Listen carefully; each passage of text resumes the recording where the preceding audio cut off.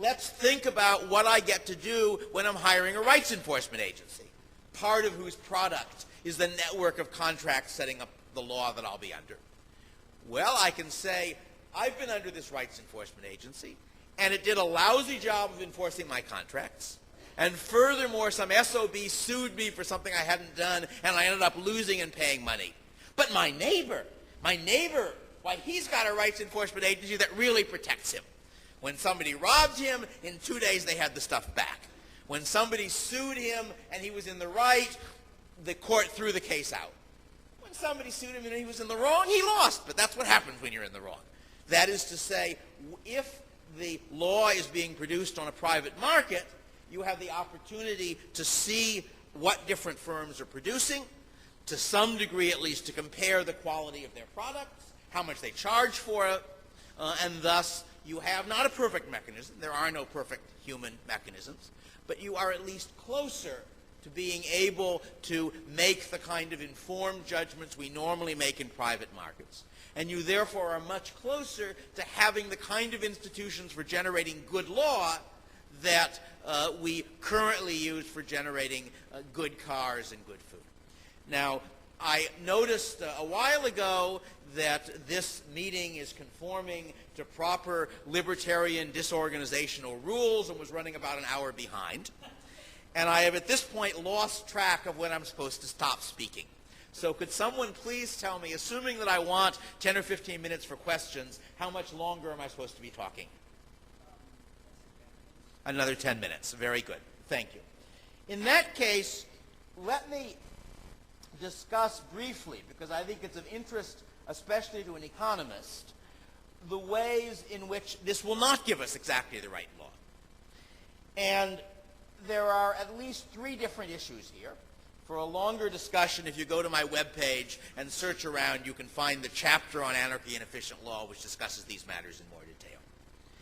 And the first problem is that the rights enforcement agencies, like some other firms, are only going to care about marginal customers. All right? Let me consider for a moment the same problem in an industry that already exists. As you can observe, I use an Apple computer, a Macintosh. I have used Macintosh computers for as long as there have been Macintosh computers to use. If Apple raises its prices by $200, I am not going to switch to Windows. If Apple lowers this, if Apple removes some feature I like, I'm not going to, unless it's a really big feature, I'm not going to switch to Windows. That means that Apple can ignore me in designing their computers.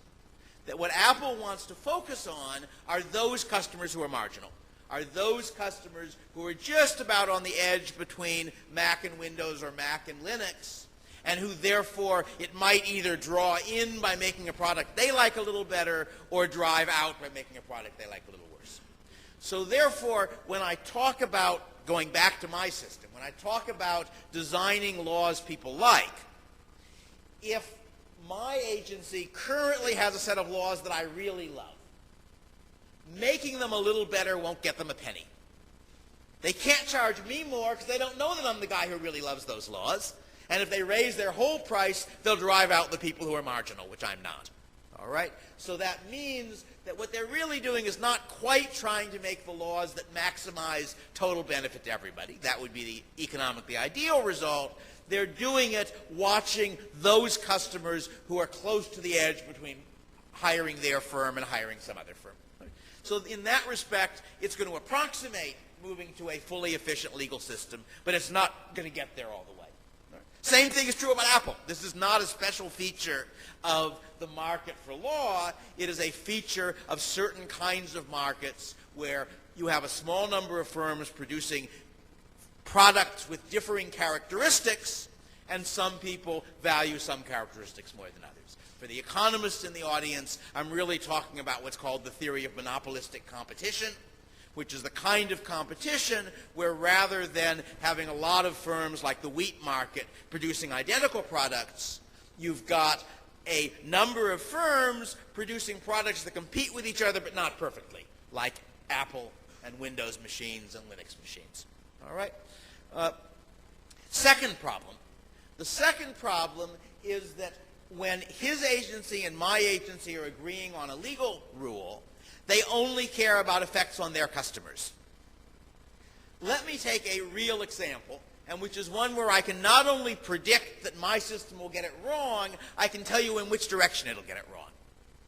Because one of the things that we are going to disagree about is copyright law.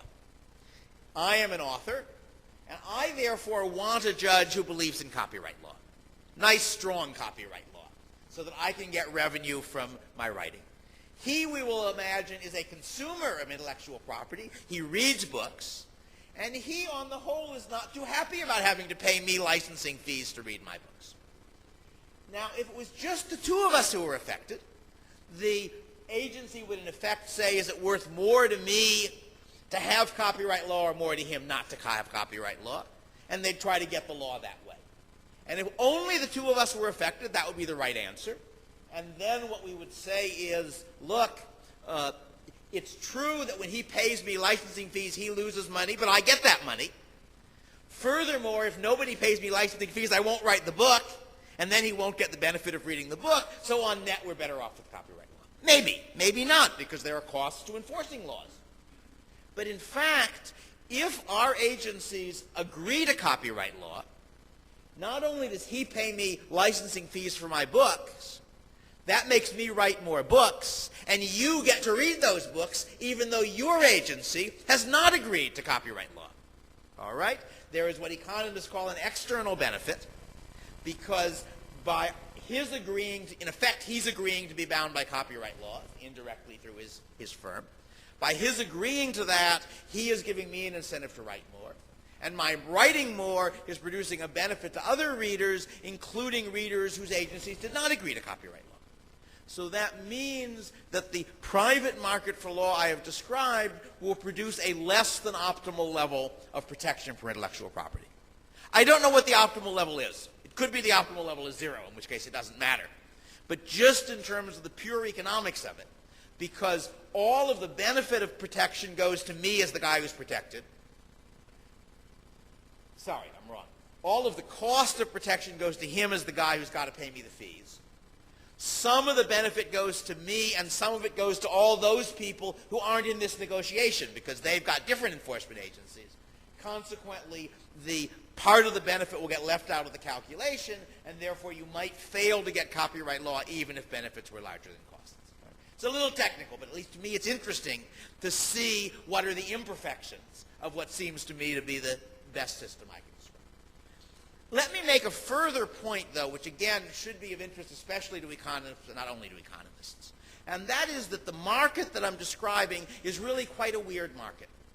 Because at first glance you say it's a competitive market. Look, there are 300 million people out there, all of whom are in effect bargaining through their agents for legal rules. But it isn't really a competitive market. It's really 300 million monopolies. Because you see, what I want to buy from him, I thinking myself as one person in this market operating through middlemen, is his agreement to legal rules. He's the only person in the world who can sell his agreement to legal rules. I can't buy 2 agreements from you and use one of them for him. So in effect, what we have is a monopoly bargaining in which I am bargaining with everyone in the world on what rules I will agree to. He's bargaining with everyone in the world on what rules he will agree to. And of course, just as the real economy doesn't consist of individual producers and consumers dealing with each other, we have middlemen. So in this one, my agency is representing me and 50,000 other people in its part of the bargaining, and his similarly. So we are going to have, as I've argued, forces that are move us towards efficient rules, but if you try to think of it as an economic problem, it's a mistake to imagine that it's the wheat market. It isn't the wheat market. It's something much stranger. It's a market of a whole lot of monopolies engaging in bargaining. And as some of you may know, although economists don't like monopoly markets as much as competitive markets, with perfect bargaining, even monopoly markets give you efficient outcomes. That's one of the implications of what's called the Coase theorem.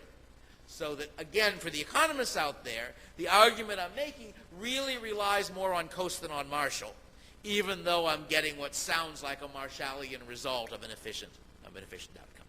All right, I think that's basically what I wanted to say. I assume that some of you will want to talk about other issues associated with what I'm describing, but what I really wanted to focus on, partly because some of you are already familiar with the idea of anarcho-capitalism, is looking at anarcho-capitalism not as a more or less just system, but simply as a set of institutions in which it is the private interest of the people making the laws to do it right, for the same kinds of reasons, loosely speaking, that it's in the private interest of restaurants to make good food, in the private interest of farmers to do a good job of farming, and so on. That's the argument I'm sketching. Questions?